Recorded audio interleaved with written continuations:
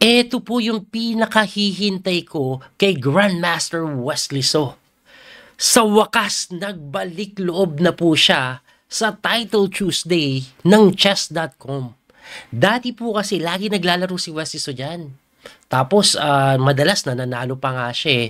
Ngayon, bigla na lang siyang tumigil. At nung tumigil siyang maglaro, for some reason, nag-start din bumaba yung playing level niya.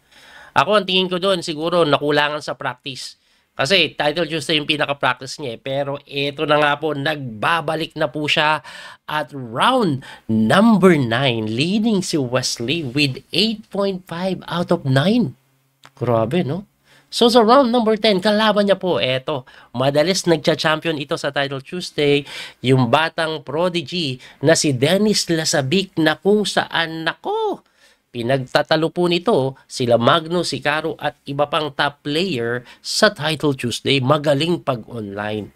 Anong nangyari? Puti po dito si Dennis Lasabic, tinirahan niya po ng D4, nag-knight F6 naman si Wesley, C4, E6 lang, knight C3, D5, aba Queen's Gambit decline, pero kinapture po yan napunta sa Queen's Gambit exchange variation. Ayan, talaga nagpipin po yan ng ganyan, and then nagsi-C6 lang si Wesley, kunat, nagtira lang po ng E3, Bishop F5, at pagka Bishop F5, Knight E2. Aba, madalas po nilalaro ni Wesley yan na tinitira sa kanya Queen F3, tapos umatras lang eh, pinapalit.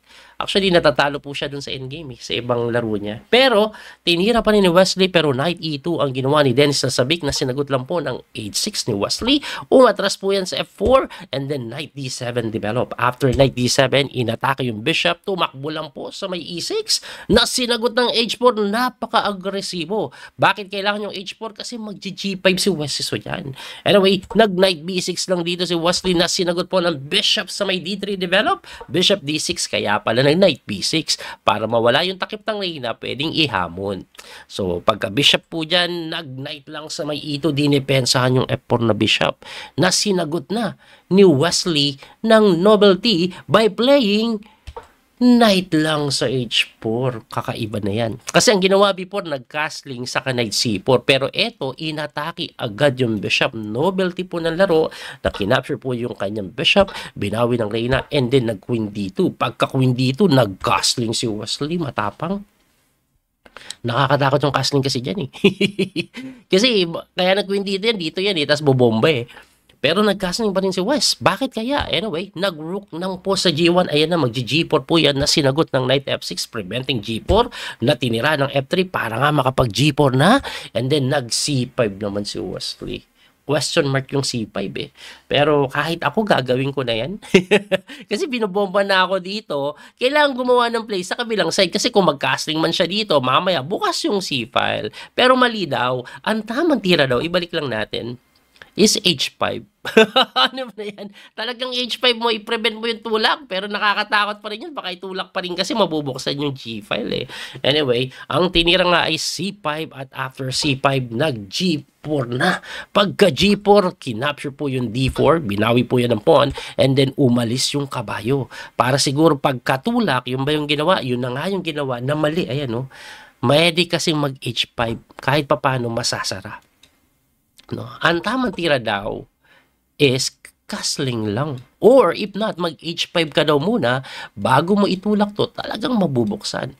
Pero nag-G5 agad-agad. So nakapag-H5 si Wesley at pagka-H5 nag-castling na sinagot lang po ng G6. Ayan, medyo solid yung position ni Wesley. Though lamang pa rin po ang puti dito kasi later on nakakatakot po yung mga talo ng kabayo, lakto-lakto.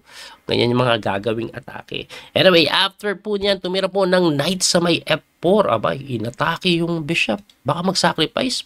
Tingnan natin, nag-rook FC8, pinin po yung kabayo, nag-rook lang po doon. Oy, kita mo yung threat? Ito, ayan o, yan yung threat niyan. Pero hindi daw ganun katama yan. Kasi, pwede palang tirahan yan ng Bishop F5. Uy, ano pa? Ito na po tira. So, ano mangyayari yan pagka-takes? Di ba malilibre to?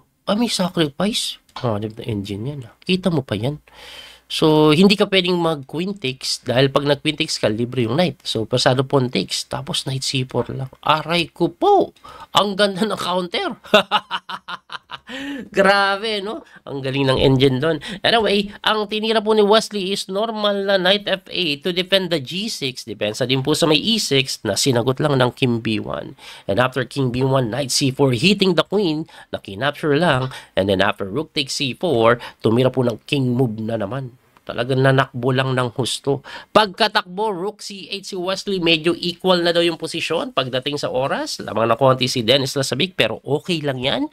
Nag-rook sa may e5, talagang pide-pressure po yung d4 pawn dyan na sinagot lang ng knight e7, hitting the rook. Knight d7 pala yan. Anyway, tumakbo po yung Torre, and then dito, Wesley So.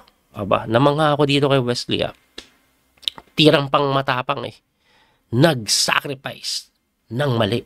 Ng mali, ano? Rook takes c3 according sa engine question mark. Aba, bago ko ituloy, ano ba yung tama? Ang tama daw po is e5 lang. Wow. Or knight f8, balik ka. Is close to equal. Pero Wesley So nag-sacrifice na sir. At pagka-sacrifice, syempre kinapture po yan, bishop f5 ang tinira.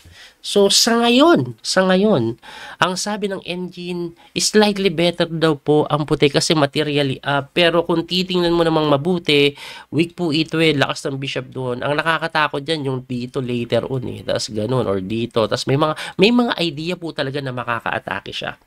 Anyway, pagkatira po ng bishop f5, nag-rook sa may e1 para mag-check sa ilalim na linapitan ng king para hindi ka maka-rook e8.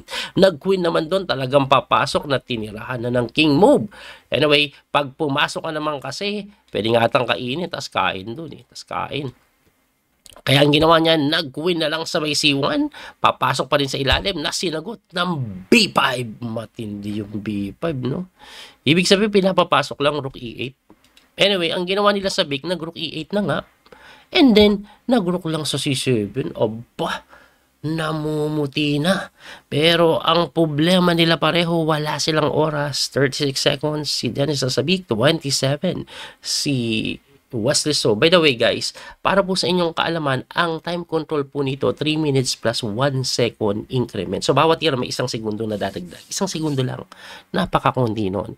Anyway, bakit mali yan? Kasi mas maganda daw ipalit. Pero lamang po ang puti kahit ipalit mo. Kaya eto mas pinili ni Wesley, though lamang na lamang ang puti, mahirap laruin. Kasi may pressure na binibigay doon. Anyway, ang ginawa po niyan is queen na lang po sa may dito. Ayan na nga. O, na-pressure kasi may b4 di ba?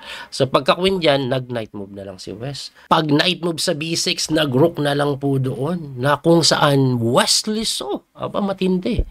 Nagwala. Ang tira daw po is knight c4. Medyo equal pa ng konti. No? So siguro pupunta doon. Kaso, ang ginawa ni Wesley, with 26 seconds on the clock, p4 na tumataginting. Numuti ang bar, pero anong meron dyan? Anong meron dyan? Aba, mali daw po yan. Alam niyo kung bakit? May tira dito na napakahirap makita, promise. Ang number 1 engine move, hindi ito nakita ni Lasabik kasi 10 seconds na lang siya. Queen h2. Labo. Ang labo niyan. Anong threat? Ayan lang. Bagsak Reyna. Labo no? Like, defensan mo yan. Dahil umiwas ka ganito. O, may threat ka pa dito. Ganun pa rin gagawin, guys. O, kasi ang pinaka-idea, Queen e5. Pag umalis ang Reyna, mati ka ganun. Grabe. Gravity, no? Gravity ang mangyayari sa kanya. Kaya, balik natin doon. Ang hirap makita ng Queen h2. So, ang ginawa niya is kinapture niya lang yung pawn na kung saan nagkaroon ng rook c2. So, anong meron sa rook c2? Threat po yung Reyna, tumatagos pa yung Reyna sa toring isa. Kaya nga po ang ginawa niyan, rook lang sa may e8 na salbahe. Kasi baka nga naman kainin mo, mamatihin ka boy, mati ka ganun. Pero Wesley So, isang matinding tira ang pinawalan. Gusto mo pala kung batihin, boy? Relax ka lang. I won't allow you. Queen sacrifice sa b8. Brilliant move. Bakit? Pag kinapture mo po yan, takes din yung Reyna. E di lamang na. Ngayon, pag kinapture mo yung Torre din sa bayan, e di kainin mo yung Torre na ito. At ibig sabihin, one piece up bigla si Wesley. So pagka knight takes h5, chumek, kinain po yan, kinain yung bishop, chumek, ayan kinain. And this is one piece up, clearly better. So nag-king move, chumek na naman, nag-king move, chumek na naman, bumalik, ay kinain niya na po yung pawn. At walang check. Wala nang check. No? One piece up. At ang mga sunod na tira, tatalon yung kabayo. And this is definitely winning na. Ang ginawa is nag-F4 chumek. Ayaw mo Iawamunin ko na lang. One piece up.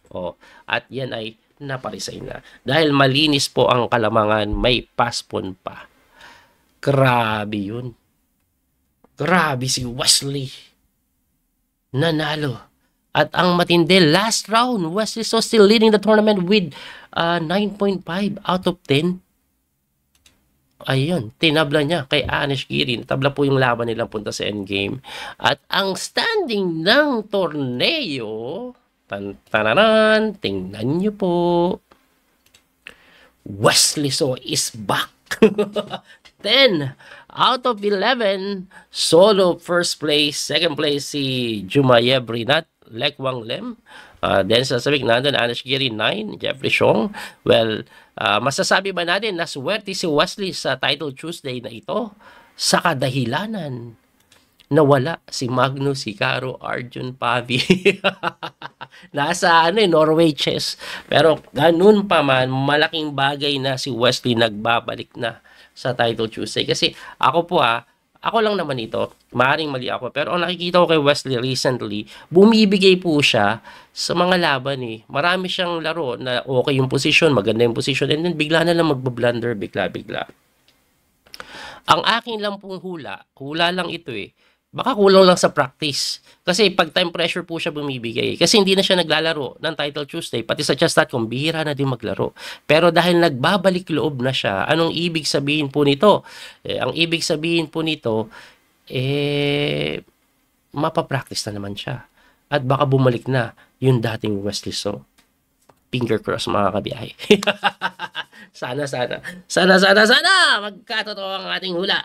Dahil sa panalong to, medyo mabubusong confidence si Wesley. Hindi na po siya nag-invite masyado sa mga close tournament kasi bumaba rating. Kaya iniingatan niya yung rating niya dati kasi automatic yan. Pag top 10 ka, madalas ang invitation sa iyo So, hopefully mapataas niya. Bumalik ulit sa contention and makita natin yung dating Wesley So, or if not, mas malakas pa na Wesley So. Kasi bata pa si Wesley, mga 30-something pa lang yan, early 30s pa lang Ang playing level usually bumababa pag mag-almost 40. Yun yung napapansin ko. Pero abangan po natin yung mga susunod na kabanata. Muli ito po yung Coach Speedy Master, Daniel Causo. Hanggang sa muli makikita. God bless po mga kabiyahe. Thank you po sa inyong support. God bless. Bye-bye. Don't forget to like and share, follow, and subscribe.